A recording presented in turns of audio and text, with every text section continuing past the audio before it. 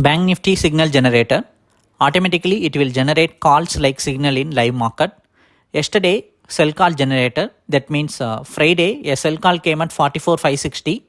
That selling momentum followed up to today 11 o'clock. August 14 Monday market at 11 o'clock buy call generator, green color candle open. Buy at 44,106 our entry point line. Straight white line from green color candle. Above our 100 point first target, 200 point second target, below red color line is the stop loss line. Like this, it will automatically analyze the market movement and generate calls like a signal in this chart. So you can watch the chart, get the call, place the order in your broker account.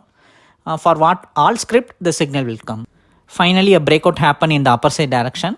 Market tried to break out 44,150 range, but a gap up followed and 44,160 breakout. And continuous bullish momentum 44,200 range also breakout. Meanwhile, in Nifty 1 minute chart, buy call came at 19,373 and market move all the way up to the first target range of 19,422.